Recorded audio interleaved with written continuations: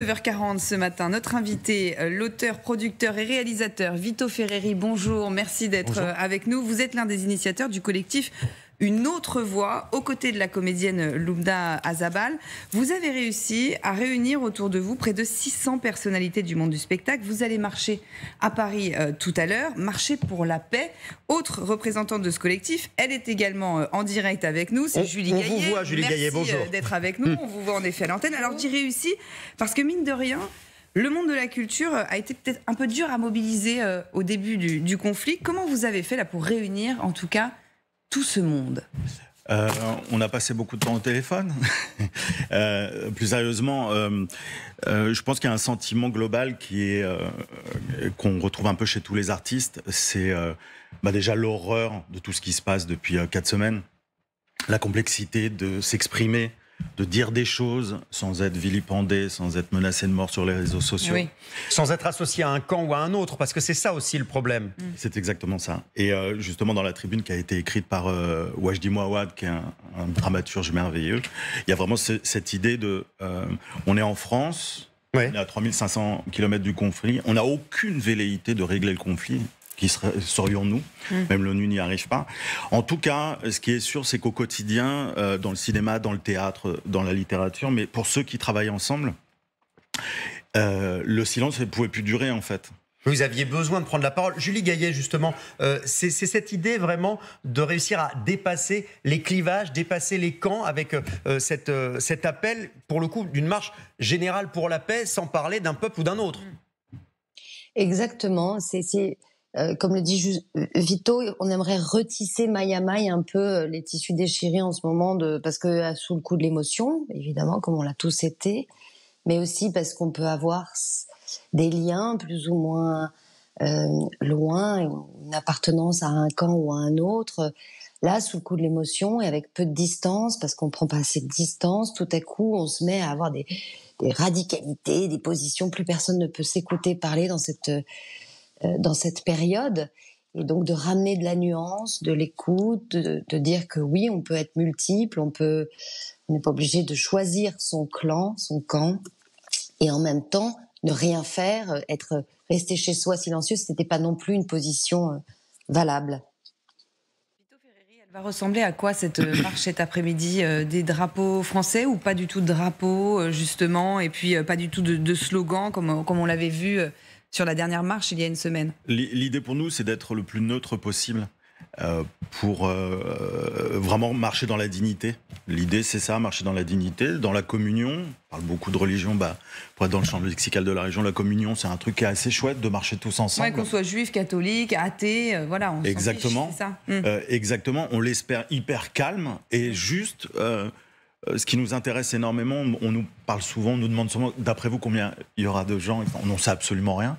Mais rien que le symbole, cette image-là, en partant de l'Institut Monde Arabe, en passant devant le Mage pour finir aux Arts et Métiers. Oui, le parcours lui-même est un symbole. Absolument. Voilà, on est vachement dans les symboles dans la communauté artistique. Julie Gaillet, pour le coup, on le disait, pas de message politique, des drapeaux blancs, c'est ça l'idée, être le plus neutre possible? C'est ça, pas de revendication politique, pas de slogan, pas de pour, de contre, tout simplement le respect de nos différences, mais quand même une marche pacifique, une marche silencieuse, comme le disait Vito. L'idée de recueillement, mais pour rappeler notre humanité et nos corps côte à côte, là, tous dans nos différences. Alors des gens de culture qui viennent en plus de tous les milieux, du théâtre, du cinéma, des techniciens. Et cette marche de l'Institut du Monde Arabe vers le musée d'art et d'histoire du judaïsme pour aller vers la place des arts et métiers, c'est effectivement symbolique, mais un symbole de vie. Ce sont des lieux de vie. Il y a une exposition de Johann Sfar en ce moment au musée d'art et d'histoire du judaïsme. Il y a une exposition sur la Palestine en ce moment à l'Institut du Monde Arabe. On va essayer en tout cas ensemble, de manière pacifique. Et les politiques sont les bienvenus à cette marche ou il n'y aura pas de politique a priori? Attention, c'est une question. Alors, la culture, les gens de culture. Non, parce que j'ai vu que Jack Lang avait beaucoup réagi. Évidemment, ça se passe au pied de chez lui, au pied de l'Institut du monde arabe pour le. Mais oui, et c'est un homme de culture. Mais c'est un homme de culture aussi, oui. Sans lui, ces deux lieux n'existeraient probablement pas, et il porte vraiment de manière très brillante l'Institut du monde arabe. Donc, s'il est là, évidemment, de la même manière que Paul Salmona du musée d'art et d'histoire du judaïsme, peuvent marcher côte à côte, la ministre de la Culture. On parle de la culture, des gens de culture, mais pas des politiques, je vous rassure. Ah ben je n'étais pas inquiet.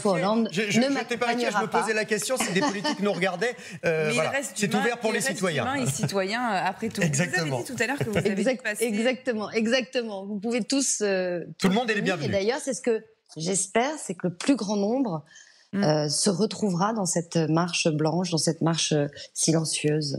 Oui, la mobilisation, ça reste quand même important. Vous avez dit tout à l'heure que vous avez passé beaucoup de coups de fil.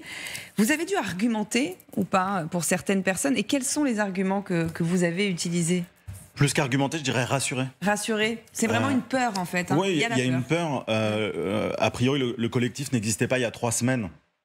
Donc, qui sommes-nous? Pourquoi faisons-nous ça, etc. Même si Loubna a une super image dans le métier, etc. Donc, il s'agissait de rassurer sur le fait qu'on soit dans aucun camp, que ce soit pas pro-israélien, pro-palestinien, etc. On est juste des Français, qui est un truc assez chouette quand même. Oui, c'est vrai, quand on regarde le monde, on peut... Ouais, qui est un truc assez chouette. Pas se plaindre, mais qui est peut-être pas suffisamment revendiqué. Vous allez me faire passer pour un... Mais non, pas du tout. Le drapeau français n'est pas à être instrumentalisé par un camp, justement. Vous voyez, dans chaque prise de parole, je fasse hyper gaffe. Vous êtes une très bonne illustration de ce qu'on disait. Il y a quand même toujours une crainte à prendre la parole, parce qu'on se dit, comment ce que je dis va pouvoir être instrumentalisé potentiellement. Exactement. Eh ben oui, je vais vous répéter parce que vous l'avez très bien dit, mais je suis hyper d'accord. C'est-à-dire que on marche sur des œufs. Vous qui êtes un superbe analyste de la vie politique, du moins dès qu'on dit une phrase, c'est voilà. Mais ce qu'on va vous dire, c'est est-ce qu'on peut croire encore à la paix alors que, notamment, c'est un exemple, mais il y en a de l'autre côté, ceux qui étaient des militants ardents de la paix en Israël ont été les premiers à être massacrés, quoi. Alors, on peut trouver des exemples de l'autre côté. Hein. Bon. Vous me permettrez d'essayer de botter en touche pour les mêmes raisons évoquées précédemment, à savoir que notre message à nous n'est pas un message politique, même si la politique est partout au quotidien, mais c'est un message d'union et de communion, en disant, peut-être que ça ne va pas servir à grand-chose, en tout cas des images fortes, avec Isabelle Adjani, Sami Bouajila, Loubna Azabal, j'en passe et des meilleurs, Marion Cotillard. Philippe Geluc, il y a vraiment... Grand pro. Tout le monde est présent. Non mais c'est impressionnant de voir, c'est très très vaste. C'est très très vaste. Cette image-là, alors ça va pas changer, ça va rien résoudre, mais ça va faire du bien. Et pas si on peut éviter de se faire massacrer sur les réseaux sociaux. Alors Julie Gaillet voulait parler. Heureusement, mais Julie Gaillet, allez-y. Non, choisir la paix comme mot d'ordre, c'est un engagement fort, mais c'est vrai que c'est pas la paix, c'est plutôt marcher en paix, cette idée de pacifisme. C'est effectivement très minoritaire, cette idée de paix aujourd'hui, et puis de toute façon, il est trop tôt pour en parler. Voilà, là, en ce moment, c'est juste que ça cesse, que ces deux peuples puissent vivre en paix. Et c'est, quand Vito dit qu'on n'est pas politique, oui, enfin, c'est plutôt on peut l'être tous très fort, les artistes, mais on l'exprime au travers de notre travail, et que là, on n'est pas venu pour commenter ce qui se passe en ce moment, et c'est là, maintenant. Mais en tout cas, on se sent totalement impuissant, et donc avoir envie de porter ce message de paix sans que ça soit une parole, voilà. On comprend que à l'ONU. On comprend que votre discours est très mesuré. C'est quand même difficile dans la société d'aujourd'hui, Julie Gaillet, dans une société d'ultra-communication, très binaire, la société du clash, du buzz. C'est difficile, cette parole mesurée, elle est difficile à entendre. Oui, elle est difficile, et c'est pour ça que c'est plus simple de le faire dans des actes, d'être là physiquement, tous côte à côte, avec nos différences, les citoyens, voilà, juifs, musulmans, arabes, chrétiens, catholiques, athées, agnostiques. On sera là tous avec toutes nos différences et nos sensibilités côte à côte sur une marche très symbolique des gens de la culture. Moi, je ne peux pas plus résumer que... Nicolas, vous avez une question. Agnès Jaoui, dans Le Parisien, qui s'associe en tout cas à votre marche et votre démarche, elle dit aussi... ça serait formidable si d'autres professions pouvaient se joindre. Je pense que vous lancez un appel similaire. Absolument. Et d'ailleurs, c'est pas une marche qui est réservée qu'aux artistes. Bien évidemment, c'est ouvert à tout le monde. Vous serez tous présents, je le sais, vous me l'avez dit avant le plateau. Mais que les boulangers, que les ouvriers, que tout le monde vienne. C'est pas du tout une marche faite que pour les artistes. C'est un appel à marcher ensemble. Nos citoyens. Aux citoyens, absolument. Du monde, d'ailleurs. La voix de l'union, voilà. La voix de l'union. La voix de l'union et une voix de mesure. Ça fait du bien en ce moment. Je vous dis, entendre votre zénitude à tous les deux, ça fait vraiment beaucoup de bien. Allez-y, venez soutenir cette marche. Ça commence donc à 14h, je crois, c'est ça 14h. Si je puis me permettre, Christophe, il y a un site qui s'appelle uneautrevoix.com sur lequel il y a la tribune magnifique qui a été écrite par Wajdi. Il y a les signataires, il y a le parcours de la marche. Toutes les informations. Il y a toutes les infos, voilà, exactement. Et rendez-vous à 14h. Il pleut pas, n'ayez pas peur.